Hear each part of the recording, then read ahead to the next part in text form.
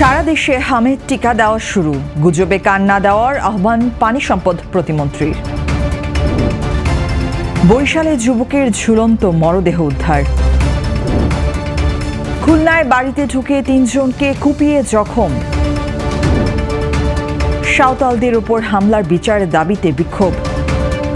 আমন্ত্রণ জানাচ্ছি বাংলাদেশ প্রতিদিন সারা দেশে সব খবরে। এতক্ষণ শুনছিলেন শিরোনাম, এবারে বিস্তারিত। 200-র বেশি সার্ভিস ও ফিচারে লেনদেনের সব বিকাশ অ্যাপে সম্ভব। সারা দেশে একযোগে হাম রুবেলা টিকাদান ক্যাম্পেইন শুরু হয়েছে। সরকারি উদ্যোগে 6 মাস থেকে 5 বছর বয়সী শিশুদের এই টিকার আওতায় আনা হচ্ছে। বিভিন্ন জেলায় জেলা প্রশাসন, স্বাস্থ্য বিভাগ ও স্থানীয় জনপ্রতিনিধিদের উপস্থিতিতে এই কর্মসূচির উদ্বোধন করা হয়। রাজশাহী, নোয়াখালী, পটুয়াখালী, কুমিল্লা, কিশোরগঞ্জ, গোপালগঞ্জ, গাজীপুর, নীলফামারী সহ বিভিন্ন জেলায় লক্ষাধিক শিশুকে টিকা দেওয়ার লক্ষ্যমাত্রা নির্ধারণ করা হয়েছে। কোথাও কোথাও হামের প্রাদুর্ভাব থাকায় বিশেষ গুরুত্ব দিয়ে এই কার্যক্রম পরিচালনা করা হচ্ছে। স্বাস্থ্য কর্মকর্তারা জানান, টিকাদানের মাধ্যমে হাম রুবেলা প্রতিরোধ করে শিশু মৃত্যুহার কমানো এই কর্মসূচির মূল লক্ষ্য। অভিভাবকদের গুজবে কান না দিয়ে সন্তানদের টিকা দেওয়ার আহ্বান জানানো হয়েছে। ক্যাম্পেইন সফল করতে স্বাস্থ্যকর্মী, স্বেচ্ছাসেবক ও প্রশাসনের সমন্বয়ে মাঠ পর্যায়ে ব্যাপক কার্যক্রম চলছে, যা আগামীর কয়েকদিন চলবে। পানি সম্পদ মন্ত্রণালয়ের প্রতিমন্ত্রী ফরহাদ হোসেন আজাদ বলেছেন, গুজবে কান না দিয়ে শিশুদের নিয়মিত টিকা দিতে হবে। শিশুদের জীবন রক্ষায় সরকার জাতীয়ভাবে প্রতিশ্রুতিবদ্ধ এবং টিকাদান কার্যক্রম আরও জোরদার করা হচ্ছে।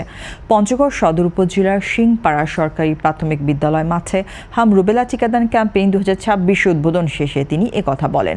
দেশের প্রায় 56 জেলায় হামের প্রাদুর্ভাব দেখা গেছে এবং 18টি জেলা, 30টি উপজেলায় দ্রুত সংক্রমণ ছড়াচ্ছে। আক্রান্তদের মধ্যে অধিকাংশই শিশু। এ কারণে সরকার MR ভ্যাকসিন ও ভিটামিন A কার্যক্রম আরও কার্যকরভাবে বাস্তবায়ন করছে। বরিশাল নগরীর আগরপুর রোড এলাকায় খদিজা মেনশন থেকে মোহাম্মদ ইসমাইল খান নামে এক যুবকের ঝুলন্ত মরদেহ উদ্ধার করেছে পুলিশ। তিনি বাকেরগঞ্জ উপজেলার কবাই ইউনিয়নের শিয়ালঘুনি গ্রামের বাসিন্দা ছিলেন। স্থানীয় সূত্রে জানা যায়, ইসমাইল প্রায় 8 মাস ধরে ওই ভবনের একটি ফ্ল্যাটে ভাড়া থাকতেন। পরে রোববার রাতে তার ঝুলন্ত মরদেহ দেখতে পেয়ে পুলিশকে খবর দেওয়া হয়। পুলিশ ঘটনাস্থল থেকে মরদেহ উদ্ধার করে ময়নাতদন্তের জন্য পাঠায়। পুলিশ জানায়, মৃত্যুর আগে তিনি বড় ভাইকে ফোন করে মানসিক সিদ্ধান্তের কথা জানান। ঘটনাস্থল থেকে একটি সুইসাইড নোটও উদ্ধার করা হয়েছে। এ ঘটনায় অপমৃত্যুর মামলা প্রক্রিয়াধীন রয়েছে এবং তদন্ত চলছে। খুলনা নগরীর 21 নম্বর ওয়ার্ডের গ্রিনল্যান্ড আবাসিক এলাকায় একই পরিবারে 3 জনকে কুপিয়ে জখম করেছে দুর্বৃত্তরা। সোমবার ভোরে এ ঘটনা ঘটে। আহতরা হলেন ঝুমুর আক্তার, হাসিব শেখ ও আসলাম গাজী। তাদের উদ্ধার করে খুলনা মেডিকেল কলেজ হাসপাতালে ভর্তি করা হয়েছে। স্থানীয়রা জানান, ভোরে কয়েকজন অস্ত্রধারী ঘরে ঢুকে প্রথমে মারধর এবং পরে ধারালো অস্ত্র দিয়ে কুপিয়ে আহত করে। খবর পেয়ে পুলিশ ঘটনাস্থলে গিয়ে সুমন নামে একজনকে আটক করে। পুলিশ জানিয়েছে, এই ঘটনায় জড়িত অন্যদের গ্রেপ্তারে অভিযান চলছে। গাইবান্ধার গোবিন্দগঞ্জ উপজেলার সাহেবগঞ্জ বাগদা ফার্ম এলাকায় সাঁওতাল নারী পুরুষের উপর হামলার ঘটনায় জড়িতদের গ্রেপ্তার ও বিচারের দাবিতে পুলিশ সুপারের কার্যালয়ের সামনে অবস্থান কর্মসূচি পালন করা হয়েছে। 20 এপ্রিল সোমবার বেলা 12টায় এই কর্মসূচি শেষে পুলিশ সুপারের কাছে স্মারকলিপি প্রদান করা হয়। স্মারকলিপিতে বলা হয়, 12 এপ্রিল একটি মিছিলে অংশ নেওয়ার সময় সাঁওতাল ও বাঙালি কৃষকদের উপর লাঠি, রড ও ধারালো অস্ত্র নিয়ে অতর্কিত হামলা চালানো হয়। এতে কয়েকজন গুরুতর আহত হন। ভুক্তভোগীরা অভিযোগ করেন, ঘটনায় থানা মামলা দায়ের করা হলেও এখনও কোনো আসামি গ্রেপ্তার হয়নি, বরং হামলাকারীরা ভুক্তভোগীদের ভয়ভীতি দেখাচ্ছে বলে দাবি করা হয়। দীর্ঘদিন ধরে সাঁওতাল সম্প্রদায় ভূমি ও নিরাপত্তার সংকটে রয়েছে এবং অতীতের সহিংস ঘটনারও এখনও পূর্ণ বিচার হয়নি। দ্রুত তদন্ত, দোষীদের আইনের আওতায় আনার দাবি জানানো হয়।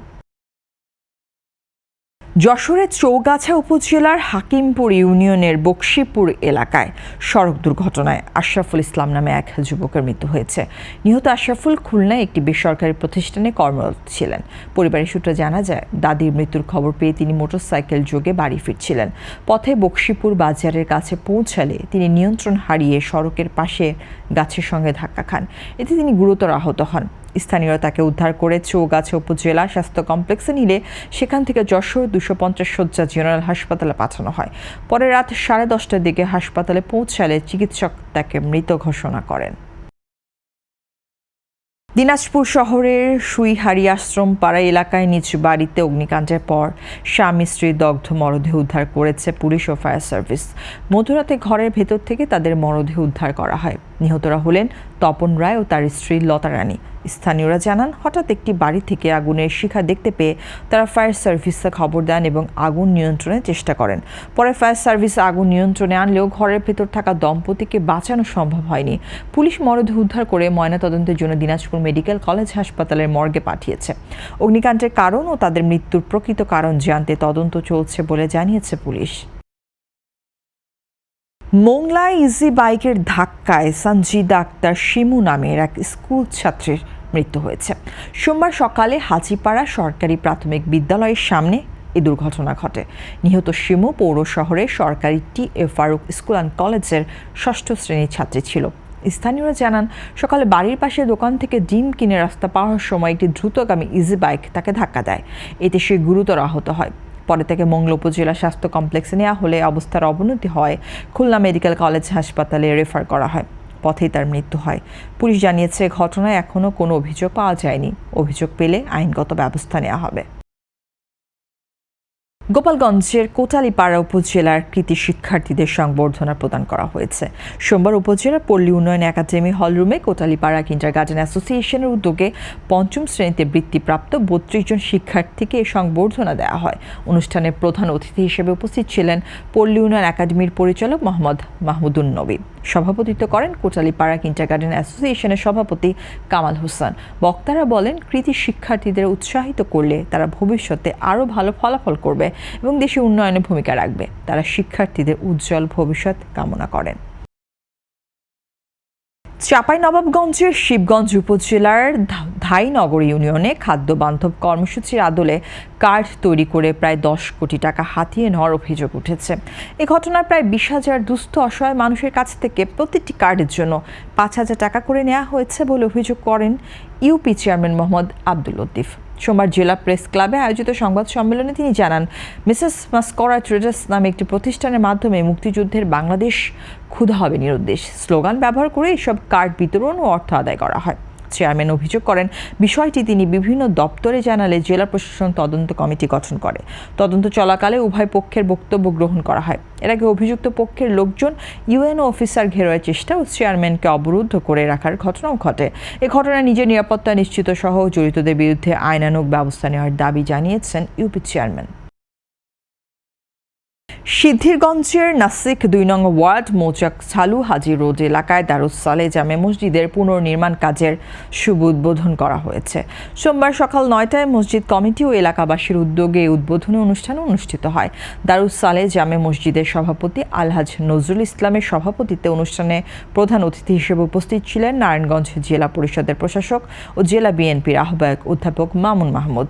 তিনি বলেন, ধর্মীয় প্রতিষ্ঠানের উন্নয়নে এলাকাবাসীর ঐক্যবদ্ধ অংশগ্রহণ অত্যন্ত প্রশংসনীয়। মসজিদটি ভবিষ্যতে বহুতল ভবনের রূপ নেবে বলে আশা প্রকাশ করেন তিনি। অনুষ্ঠানে মসজিদ কমিটি, স্থানীয় ধর্মীয় নেতা, রাজনৈতিক ও সামাজিক ব্যক্তিবর্গ সহ এলাকার গণ্যমান্য ব্যক্তিরা উপস্থিত ছিলেন। অক্ষয় তৃতীয়া উপলক্ষে পটুয়াখালীর কুয়াকাটা সমুদ্র সৈকতে হাজারো সনাতন ধর্মাবলম্বী পুণ্যার্থী সমুদ্র স্নান করেছেন। সোমবার সকাল থেকে দুপুর পর্যন্ত তারা পাপমোচন ও পুণ্য লাভের আশায় বিভিন্ন ধর্মীয় আচার পালন করেন। পুণ্যার্থীরা সমুদ্রের জলে ডাব, হরিতকি, বেল, ধান, দূর্বা ও সিঁদুর অর্পণ করেন এবং নারীদের উলুধ্বনিতে মুখরিত হয়ে ওঠে পুরো সৈকত। এর আগে রাধাকৃষ্ণ মন্দিরে প্রার্থনা, পূজা ও ধর্মীয় অনুষ্ঠান অনুষ্ঠিত হয়। প্রতি বছরের মতো আন্তর্জাতিক হরি ভাবনা নৃত্য সংঘের উদ্যোগে এই আয়োজন করা হয়। পুণ্যার্থীদের বিশ্বাস, অক্ষয় তৃতীয়ায় স্নান করলে পাপমোচন ও সুখ সমৃদ্ধি লাভ হয়। এই ছিল এখনকার মতো সংবাদ। এতক্ষণ সঙ্গে থাকার জন্য ধন্যবাদ। পরবর্তী বুলেটিন দেখতে চোখ রাখুন বাংলাদেশ প্রতিদিনের ফেসবুক পেজ ও ইউটিউব চ্যানেলে।